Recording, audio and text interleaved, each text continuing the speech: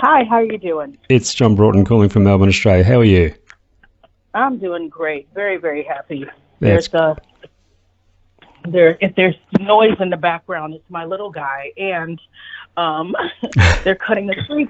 They're cutting the tree down in my neighbor's yard, which is normally I would be upset about a tree being cut down because it's always a little bit sad. But this particular tree is causing some serious damage to my house, oh the no, foundation of my house. So I am ready for it to go. it's So, coming down out of yeah, necessity. Yeah, fair it's enough. caused like 20-some thousand dollars worth of damage to Oh our house. dear. So Oh so goodness. I'm not happy. So I'm happy about this tree coming down. But anywho, sorry, Johnny Cake. Can you be a little bit quiet? Mommy's on the phone doing an interview. Okay.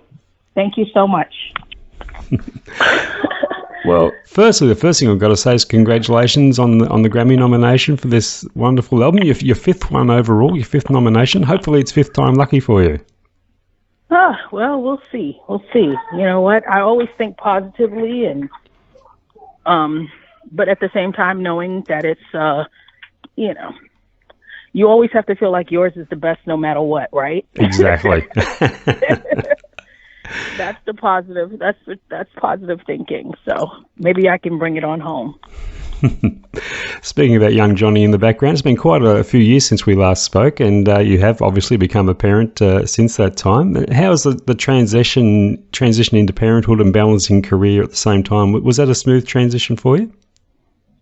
Yeah, it was. It kind of worked out, for me. I've been doing this for a long time. So when I had him, taking some time off wasn't, detrimental to my career. Mm. And then just when I was about to go to work a little bit more, because I had never planned on working as hard as I was working after I had him. But when I planned on going back to work, COVID happened. So I ended up just being able to be with this little amazing person, which has been the best thing in my life ever. So Absolutely. The it's the beginning craziest of feeling this. it's a crazy thing being a parent because it's like your heart's walking around outside and you can't you can't do anything about it. It's just like That's yeah. walking right out there. He makes me brave and vulnerable all at the same time. It's unbelievable. And the beginning of this trilogy of albums of social and political nature seems to have coincided almost with you becoming a mother. Is that a coincidence, or did it actually have something to do with you going in that direction? Oh, it had everything to do with it. That's what I mean by it just made me braver. Because I just, I felt like the second I had him, I wanted to somehow, in my own small way, try to make the world a better place. And even if it's one person at a time, I'm okay with that, I'm guessing when you started recording these albums of this nature 3 albums ago, you probably weren't anticipating that it would develop into something of a trilogy. Was there a specific point in time where it became apparent to you that this was going to be an ongoing thing, at least for a couple more albums? Well, you know what? I got to tell you, when I finished America's Child, it was almost like we weren't done, right? It was almost like I could have had a continuation record, but a record has to end somewhere, right? Mm. And so then Uncivil War happened. It was a natural progression from doing America's Child. And then I finished that record December of 2019. And then, of course, in 2020, all hell broke loose. So Sure it did. was like, I was like, well, okay, then I guess I'm just going to have to continue this. It just happened that way. Songs of this nature aren't generally attributed to blues music. Those types of songs of that subject matter are often attributed to folk artists, singer-songwriter types. It's probably less associated with the blues format. Not saying it doesn't exist, but it's less common in that area. Any thoughts on why that is? I don't know. I don't know, but I feel like it's the particular artist. Some people want to make music that just makes people want to dance and feel good, and it's not really saying anything, and that's fine. I think that's great. But I just don't want to make music like that ever again, really. And even if my topics are not as I don't want to say. I got annoyed earlier this week because I was doing an interview and somebody said that my music is political, and I was like, no, it's not. I said, I'm not telling anyone how to vote. No. I'm not talking about politics in any way, shape, or form. I'm just talking about my culture and things that make some people a little bit uncomfortable, right? And anytime something makes people uncomfortable, they call it political, but really it's just that you have a problem. You know what I'm saying?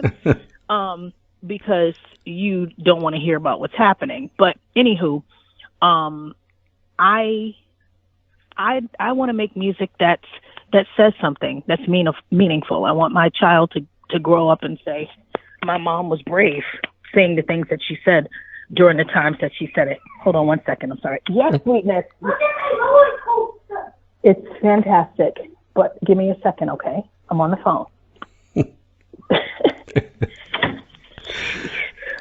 It's funny it's funny that you asked that question in that interview, because when listening to these songs and the past two albums as well, I don't feel like I was being preached to or having a political view being pushed on me or anything like that. They were more like songs to get people talking and thinking. Exactly, and also information, because for me, as I learn, I want to put it out there. You know, when I found out about the Clotilda, I was like, oh my God, people need to know about this, right? And the same with the Gullah people. And there's America's rich in culture, right?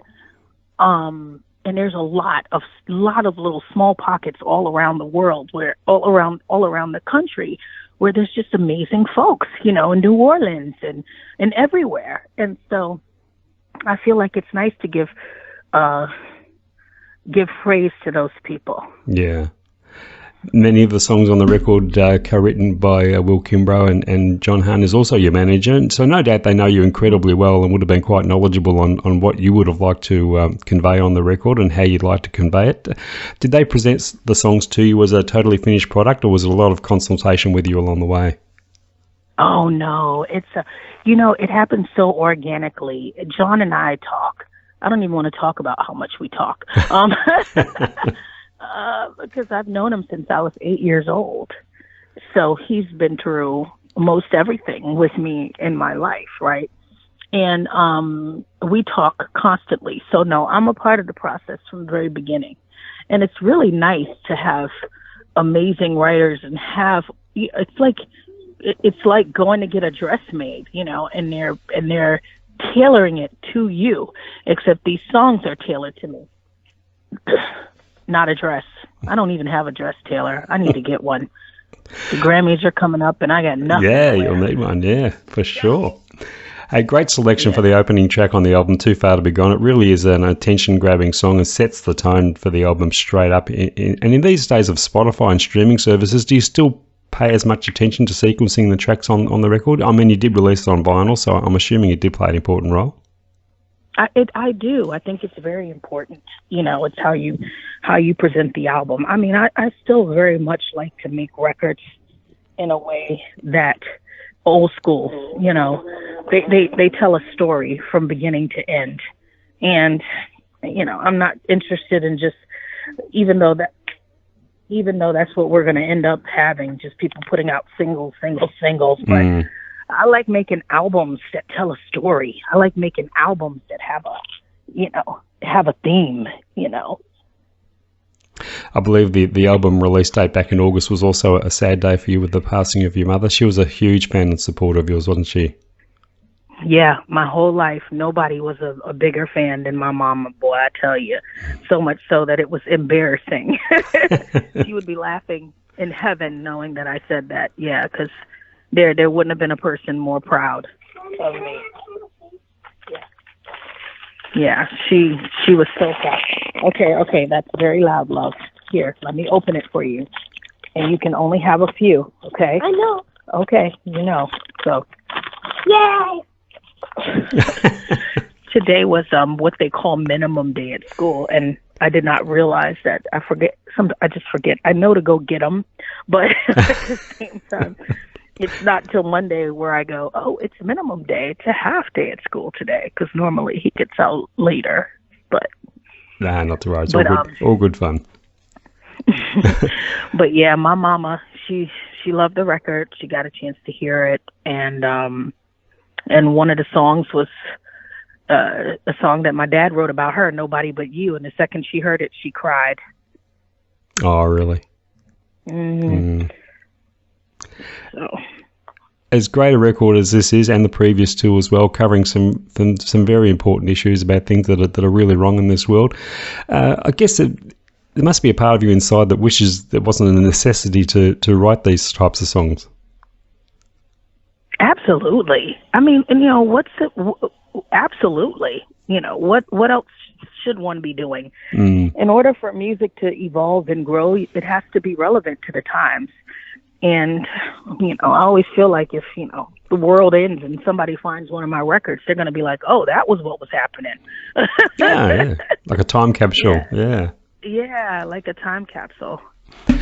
I love your take on the Susan Werner song, Why. I'm a big fan of Susan's, and I was wondering what it was about that song that drew you to it, and what you saw in it that made it a song that fitted in nicely in the surrounds of this album. Oh, I just thought it was a good departure from everything else. Just a very simple love song, right? That's what they say the blues is, right? Just a woman without a man without a woman, and relationships, right? So I heard that and I just thought, this is great. It's a great love song. And of course, it's not all hard-hitting social and political comment on the album. There are some lighter moments as well. I gather that's always important to you to keep that balance going. Yeah, because it's my whole personality, right? I'm not always dark and, talking about issues. I'm also bubbly, having a good time, and, I want to dance. No matter how bad I am at it, I want to do it. Well, we spoke of sequencing earlier, and I felt that the song Catfish and Fried Catfish and Bibles was very well placed in the sequencing. It's like, we've hit you with these real heavy topics here, but here's a break for you. We still love to have fun, so you're really making a statement there. Absolutely. And fell in love with a honky, which is biographical, but not really. So, but yeah, One of the most chilling tracks on the album is The Dolls Are Sleeping, which covers the subject of child abuse. Its imagery in some parts is quite harrowing. When tackling a song like that vocally, it must be emotionally draining for you every time you sing it. You got to jump inside the song. You got to jump inside of it, and you got to present it the way that it's supposed to be. And I know so many people that have been in that situation, men and women, right? And it's awful, But at the end of it, there's always a positive. There's a positive at the end. For sure. Yeah. Again, you've gone with Will Kimbrough producing, so obviously you've found him a great studio collaborator for you. What does he bring to the table more than anything else that makes him your go-to producer? Will is so talented, and we're so like-minded in so many ways. And whatever craziness that I can think of in my head that I want to come up with, he can make it happen because he's that talented. If I want a Cajun song, I get Fried Catfish and Bibles. I had never done that before in my whole life, right? A Cajun song. So John and Will, they're like, all right, we're going Cajun. We're going country, American roots music, right? That's what this is. And I'm guessing Will was quite instrumental in bringing that wonderful roll call of guitar players you've got on the record, Sonny Landreth, Cedric Burnside, Kenny Brown. Yes, absolutely. Kenny and Cedric, they lived down in real close to Memphis, so we were able to get them to come in when we were there. And then there's so many great musicians in Nashville, so we worked it out. Then we were down in New Orleans as well, so we did a little bit of traveling. Normally we just stay in Nashville, but we have Memphis and New Orleans on this one too. Is there for you a song that you would point to as the centerpiece track on the album, one for you personally that defines the theme of the record more so than the others? No, because they all mean so much. They all mean so much. But I think, when you talk about Too Far to Be Gone, the title track, that basically, like you said, kind of sums the whole record up. Yeah, sets the tone for sure. Mm-hmm. I love how you close the album again with one of your dad's songs, and you mentioned earlier, Nobody But You. It's become almost something of a tradition for you to do that on your records, so no doubt you have a great connection with all of your dad's work. Is there a process you go through sorting through his old songs and selecting one that best fits the project that you're currently working on? Yeah, and for this one, I didn't even know, of course I didn't know that I was going to lose my mama. He wrote that song about her. I just was listening and I thought, I want to do this one. It's another song about love. It's light, and it's a wonderful way to end the record on a positive note. It did that perfectly, yeah, absolutely. Mm-hmm. I believe you do a bit of radio yourself over there. A little bit of what? Radio. You have your own show? I do. I have a show on Sirius XM satellite radio, and I love it. I've been doing it for like 4 years now. Fantastic. And you've been on the road with this album already? The songs are going over well, the new songs? They are going over well, and we're having a lot of fun performing them. Wonderful. Yeah, apart from attending the Grammys, what else is on your books for 2023?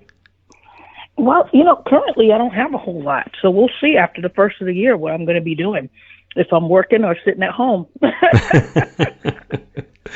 Well, hopefully you can Australia. Hopefully you can pencil Australia in. It's been quite a while. We'd love to see you back. I would love to come to Australia, and you can write this. The Australian people, they love me. And all the writers and critics and radio folks, they all love me, but the promoters apparently hate me. So, because they never bring me over. We'll have to get working on that. We'd love to see you back. Yeah, absolutely. And we'll all be here keeping our fingers crossed for you on Grammy night. Shemekia, thanks so much for your time. It's been a pleasure to catch up with you again. And I know you've sort of done all the interview runs for this album over the past few months. So I'm so glad you found time to just squeeze me in here at the end of the year. No, thank you so much. I appreciate you wanting to talk with me, and hopefully I do get back to Australia at some point. The last time I was there, I was 24 years old. So, and I am now 43, about to be 44. So 20 years. Well overdue. Well overdue. We'll be here waiting for you. I'll let you get back to mom duties, and I know you're busy there. You got your hands full, so I'll leave you to it. Thank you so much. Thank you. Have a good one. Bye-bye. You too. Bye.